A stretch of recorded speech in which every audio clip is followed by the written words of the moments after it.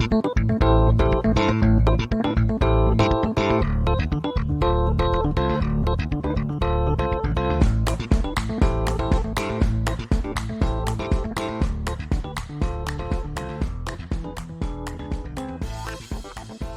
écoutez le premier épisode d'ACAM, le podcast en duo Made in Luxembourg, léger, qui picote et qui donne envie de changer. Anne-Claire Et Camille, aux commandes. Nous avons décidé de commencer cette série de podcasts par des sujets qui nous tiennent finalement vraiment à cœur et qui concernent la santé au sens large.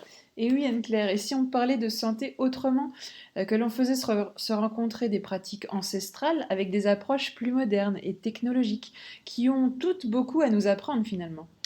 Oui, tu as raison, ACAM c'est un podcast qu'on a créé pour vous, comme une zone de rencontre justement entre différentes approches, d'échanges, pour ouvrir le dialogue sur des thèmes qui sont liés au bien-être, à la santé dans son ensemble, et qui sortent des sentiers connus et des ritournelles habituelles. Et bien sûr, prendre soin de soi, de son corps, de son esprit, ce sont vraiment des thématiques qui nous inspirent. Elles nous parlent, elles nous portent, on est vraiment en plein dans ce domaine en fait. Elles nous portent avec beaucoup de légèreté, de fraîcheur, de rire et de bienveillance. On a envie de partager nos connaissances, mais on partagera aussi celles d'experts pour susciter votre intérêt, votre questionnement et puis éveiller vos consciences. Avec Anne-Claire et Camille, ça pétille, ça sourit et ça frémit.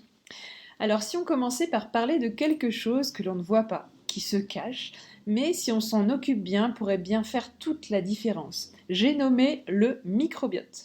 Et oui, comme nous sommes des curieuses, on s'est dit que ce serait sympa d'observer ce qui se cache en nous. Et Dieu sait qu'il s'en cache des choses en nous. Environ 2 kilos de bébêtes, des bactéries, des virus, des champignons.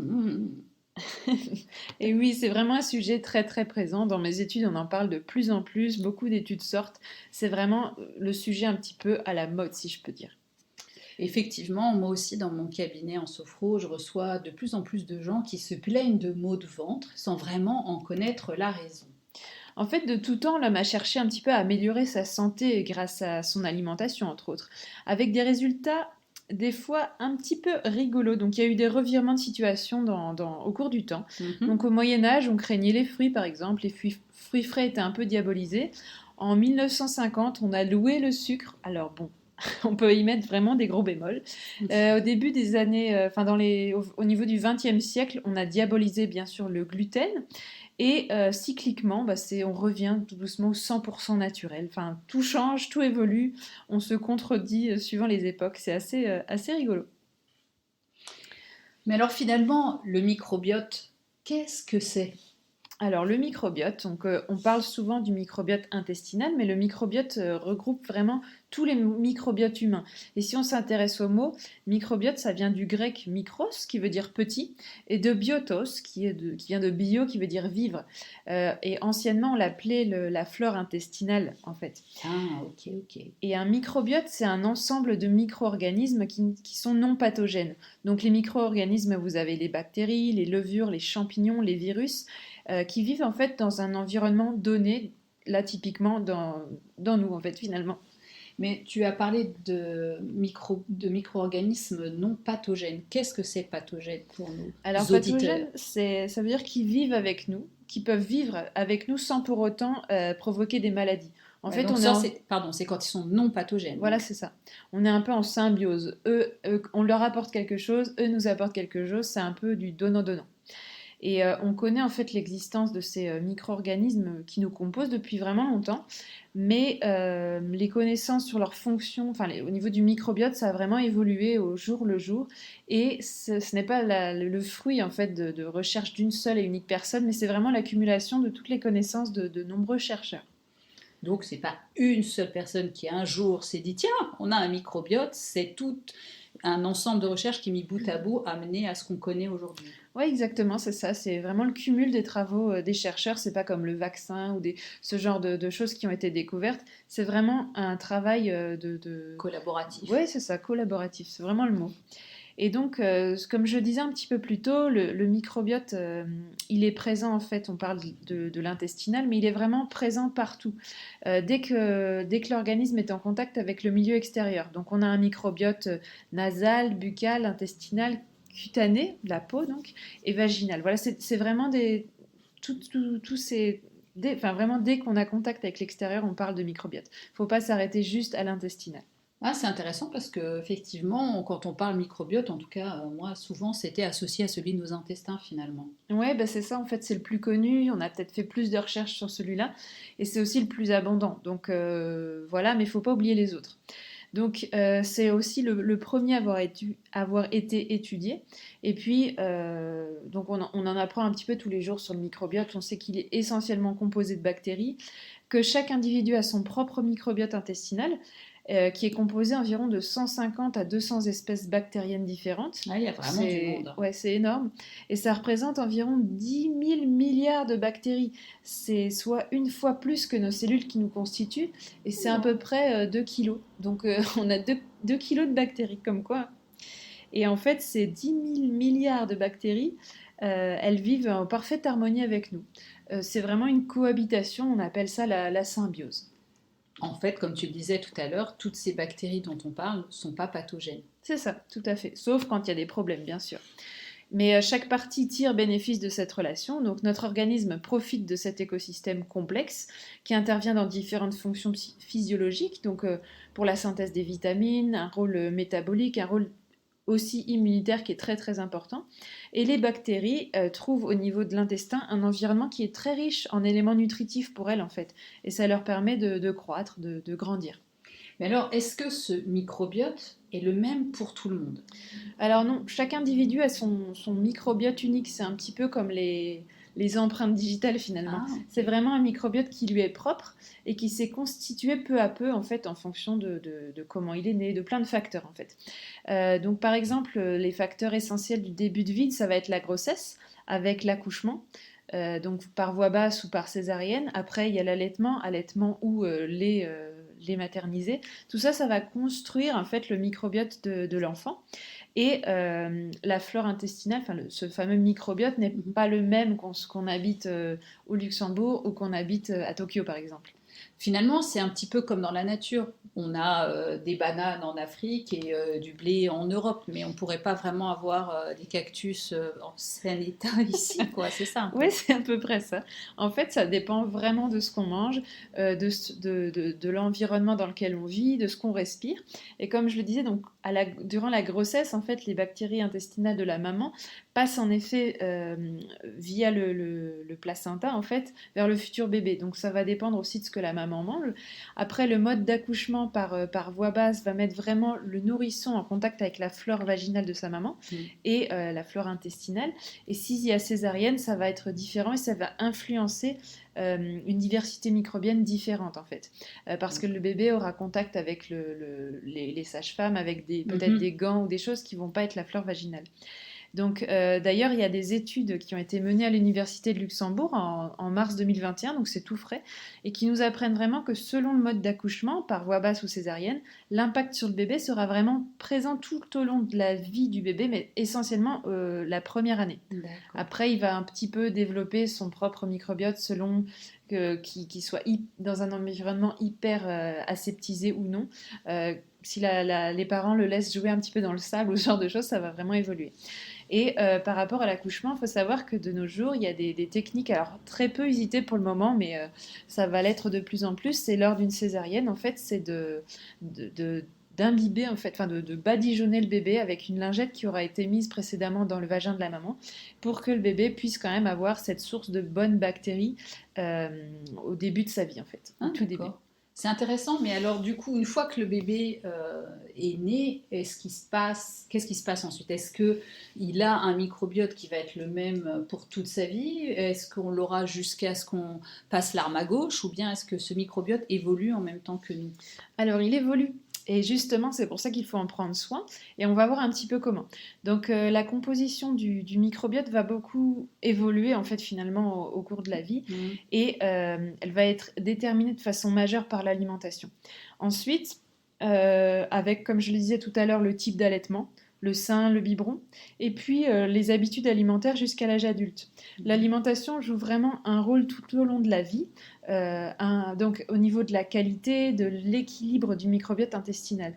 Et on sait que c'est vraiment essentiel au cours de la vie fétale et durant les 2 premières années de vie du nourrisson, de mettre en place en fait une bonne alimentation quelque part pour que la flore intestinale soit le mieux possible. Un peu le terreau. Voilà, c'est ça. Les 2 premières années de la vie, c'est vraiment très très important pour mettre en place les défenses immunitaires essentiellement. Et à côté de l'alimentation, il y a bien sûr d'autres facteurs extérieurs. Donc ça dépend de nos habitudes de vie, de là où on habite, l'air qu'on respire, en fait, qui vont un petit peu moduler le microbiote. C'est vraiment dépendant de tous ces facteurs extérieurs. Mais à quoi tu penses précisément en parlant de facteurs extérieurs? Alors, il va y avoir des facteurs qui vont avoir un impact sur le microbiote. Donc, par exemple, je pense aux médicaments. Je pense, par exemple, dès qu'une personne va prendre des antibiotiques, des anti-inflammatoires, tout ça, ça va être des éléments perturbants pour le microbiote. Les polluants environnementaux aussi, c'est vraiment des toxiques. L'alcool, la drogue, le tabac, ça, c'est vraiment des éléments qui vont un petit peu venir perturber le microbiote. Mais en fait, le microbiote reste quand même assez stable jusqu'à un certain point où s'il est trop longtemps agressé, il va se modifier et c'est là qu'apparaissent les problèmes.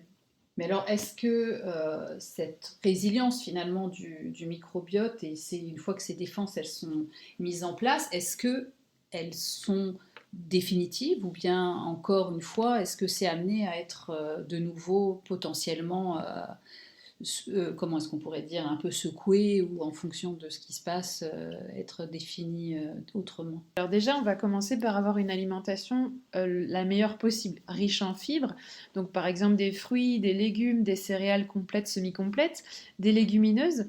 Et en fait, on va essayer d'avoir une alimentation riche en prébiotiques qui vont venir nourrir le microbiote. Ah, je t'arrête. Qu'est-ce que c'est les prébiotiques? Alors les prébiotiques, c'est en fait ce qui constitue la nourriture des bactéries intestinales.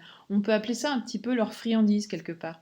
Elles n'en ont pas forcément besoin pour vivre, mais ça favorise leur croissance. Elles se sentent mieux en fait avec ces éléments et ça leur permet en fait d'exercer plus efficacement leurs fonctions qui sont bénéfiques pour notre santé finalement. Et donc on a comme exemple les artichauts, la chicorée, les pissenlits, les oignons. Les poireaux, les asperges, il y a aussi les bananes, l'avoine, le soja, enfin on peut en citer plein comme ça, mais essentiellement tout ce qui va apporter des fibres.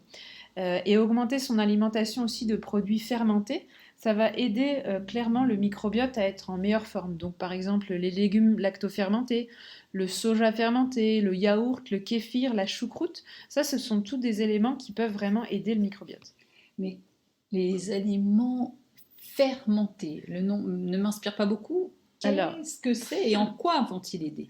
Alors c'est de la lactofermentation.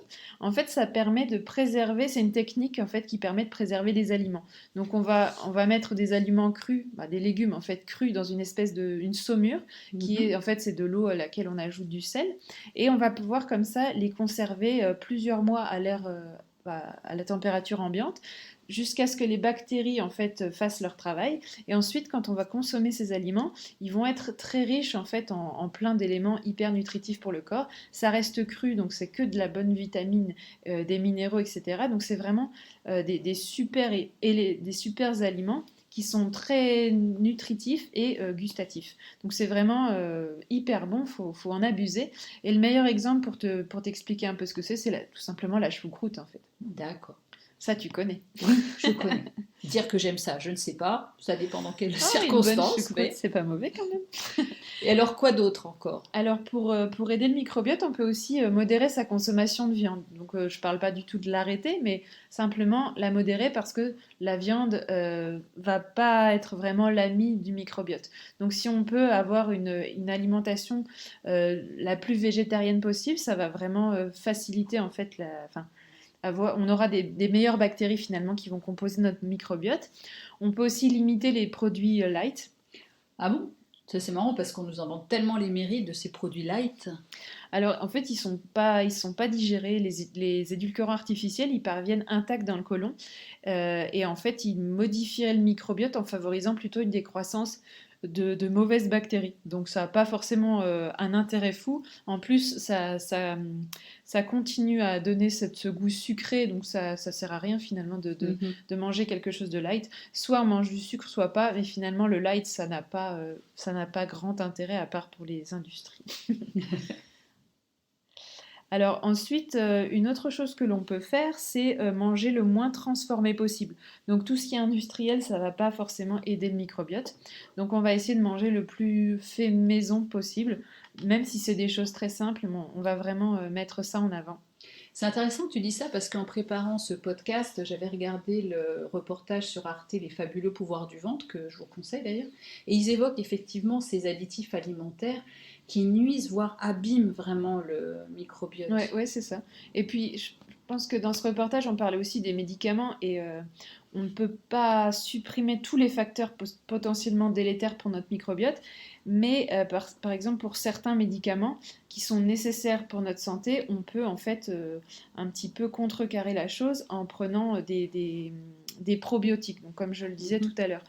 Mais il y a d'autres facteurs qui peuvent aussi altérer en fait le microbiote. Ça va être du stress chronique ou du stress mal géré, un manque de sommeil, ça c'est hyper important. Le sommeil, on n'en parle pas encore assez, mais c'est vraiment c'est délétère pour plein de fonctions dans le corps quand on dort mal. Les polluants, le tabac, l'alcool, bon ça j'en ai déjà parlé. Et à l'inverse, donc il y a des études aussi qui montrent que l'activité physique pourrait vraiment moduler le microbiote intestinal de manière vraiment bénéfique, quoi. Donc une fois qu'on soigne son rythme de vie, on gagne tout. Eh bien, on peut toujours l'améliorer, hein. Et ben, avec justement ce que je disais tout à l'heure, les probiotiques. Donc on avait les prés, maintenant on a les probiotiques. Voilà. Donc, qu'est-ce que c'est un probiotique, tu vas me demander? Voilà, tu anticipes, exactement. Alors, on avait dit que les prébiotiques, c'était des friandises pour les bactéries. Et bien, en fait, les probiotiques, ce sont des bonnes bactéries. C'est simple, c'est des bactéries, en fait, que vous ingérez. Quand vous mangez du yaourt, vous mangez des bactéries. Et en fait, elles vont soutenir les bactéries qui sont déjà en place. Donc, quand il y a équilibre, quand il y a autant de bonnes que de mauvaises, qu'il y a un bon équilibre, on parle de biose. Et quand tout va mal, on parle de dysbiose. Donc, on va rester sur une note positive. Et donc, vous pouvez prendre soin de votre microbiote et soutenir votre vitalité. Rien n'est immuable, donc on peut vraiment prendre soin de son microbiote.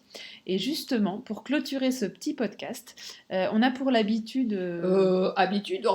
c'est notre premier podcast. Oui, mais bon, on va prendre l'habitude en tous les cas. C'est une volonté.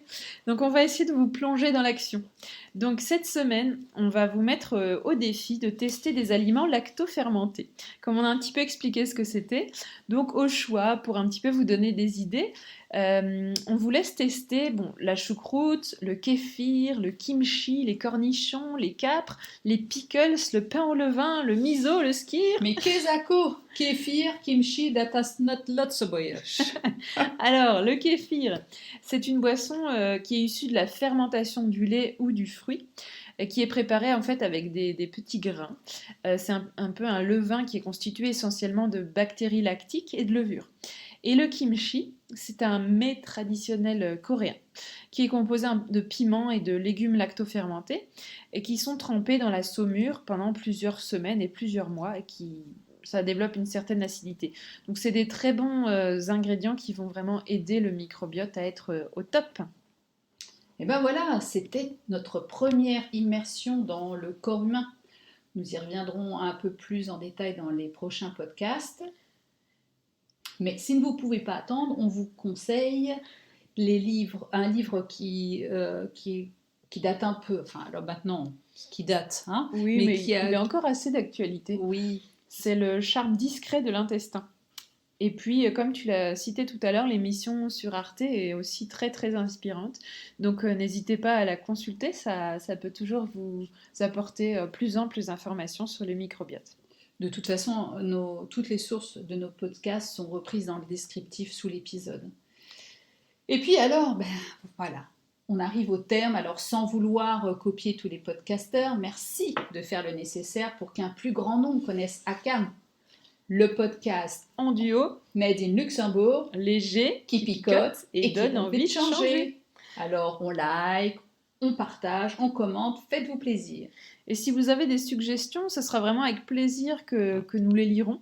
Et on en tiendra compte pour nos prochains podcasts, parce que c'est vraiment notre canal pour nous exprimer, mais c'est également le vôtre. Alors rendez-vous très vite pour notre prochain épisode qui aura pour thème... Manger en pleine conscience. c'est d'actualité, c'est inspirant, non? Après ce qu'on vient d'entendre. Alors à très bientôt et en attendant, mangez du lacto fermenté. À bientôt!